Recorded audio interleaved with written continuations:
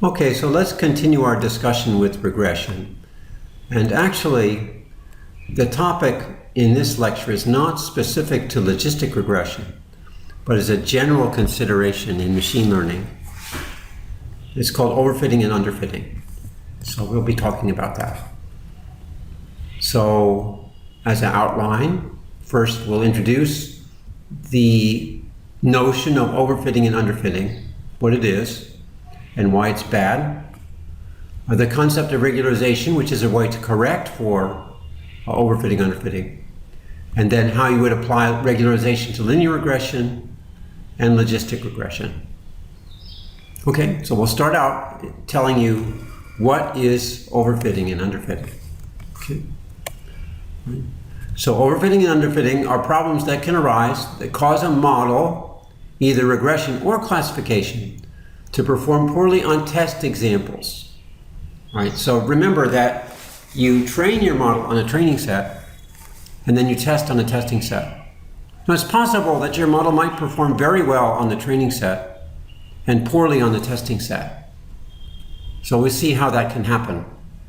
So we'll describe these problems and then describe how we can mitigate them using a technique called regularization. So here we have the same data 3 times. Actually, this one looks slightly different, but just imagine that these are all 3 the same. And here we list 3 different models. Here's a linear model, like linear regression. Here's a model with a quadratic term. Now, you would still use linear regression to fit this model. You would just include a quadratic feature. And here's a model with a quadratic term and a cubic term and a quartic term. So this has 2 parameters, 3 parameters, and 5 parameters. So let's see how these different models would fit on this training set. Okay, so that's a linear fit there. That's quadratic fit. And then this is the fit that does this model. Notice that since you have 5 points here and 5 parameters, you can always fit the model exactly. So these graphs represent model fits of the training data. You can see this legend here. Now, as far as fitting the training data, this one fits the training data exactly. But it looks a little suspicious. I mean, it's not really following the trend of the data. Let me just point out here that you have 1, 2, 3, 4, 5 training points and you have 5 parameters. If you have the same number of parameters as you have number of data points, typically you can find a model that fits the data exactly. But like I said, this model looks a little bit fishy. Now let's see what happens when we apply these different models to testing data. Now the first model is an example of underfitting. The model is too simple and doesn't fit the training examples very well. And it also doesn't fit the testing examples very well either. Here you can see that there's a trend in the training data that's not being captured by this simple linear model. And if we look at test data, you'll see also that the linear trend does not capture the trend, the curve trend here. So we call this bias because the prediction is off. You can see the prediction is actually off from the mean or expected value of the price. All right, so this we, like I said, this we call bias. So let's go on. On the other hand, we have overfitting. The model is too complex. You can see here. So we have too many features. It fits the training examples very well or even perfectly, but it doesn't reflect reality and doesn't fit the test examples, right? So these wiggles are artificial. It's not really fitting the data, and it gives a poor fit for the testing set. Here it says the model has high variance. That's probably not the best use of terminology because variance has a meaning within statistics. Suffice it to say it's reading detail in that's not there. We can just describe this as overfitting. Now compare the two extremes, underfitting and overfitting, with just right. you can see this model, this quadratic model, captures the curve of the data, both the training data and the testing data. Right? So the magic formula is, how do we get the model that's just right? How do we avoid a model that's too simple and a model that's too complicated? Now it turns out that you have the same issue of overfitting and underfitting in logistic regression.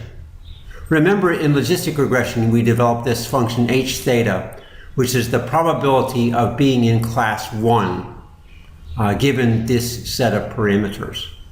And we had some functional form for this probability, which depended on the features and also the model parameters. And remember, we talked about how to find good model parameters.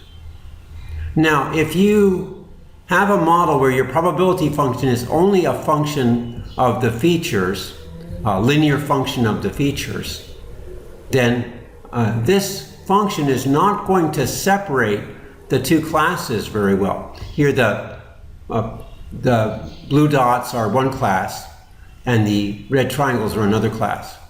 Now if you have a probability function of this form, the only type of separation you can get is a line, because this is an equation of a line. Suppose, however, we add quadratic features here, and you may recognize these quadratic features give you the equation of a circle. Okay, well, let's go here first. Suppose you look at a model where you have lots and lots of different powers of x1 and x2. You can get a very complicated boundary for your probability function. But again, it looks like you're stretching it. It looks like you're getting detail there that's not really in the data. Here is a case where it's just right. We only need these quadratic terms to get a kind of a circular shape. Now, let me emphasize that here we're just showing the training data. You would verify this on the testing data. Now, there are errors when we use this quadratic model, but there are always errors in classification models. They're empirical and they're not perfect. But you can see that this is capturing the trend very well. And then this is kind of stretching it. You don't really have this kind of detail to separate the two classes. All right, so the question is, what do you do if your model shows high bias or overfitting? Now, to address high bias, you increase the number of features. For instance, you can use powers of features like we did in the previous model. Instead of just using x1 and x2, use x1 squared, x2 squared. Or you can use some combination, x1, x2. Now, if you have overfitting, there are two ways to address this. One is reduce the features. You can remove features one by one, and then use cross-validation to compare the different models and select the best one. Actually, this is called stepwise regression. And you'll find packages within R software or Python software that will do this for you. So this does work well when you have relatively few features or you have specific ideas about models to use and compare. It is always good to have some insight into the data to know what features are probably important or how the features should be combined to give a good model. So domain knowledge is always important. Now, the other possible way of addressing overfitting is regularization. Now, here you don't limit the number of features in your model, but you limit their impact by reducing the theta parameters. Remember, the theta multiplies the model feature. So if theta is small, the feature will have small impact. So this method works well when you have a lot of features, and selecting particular features to remove will be hard.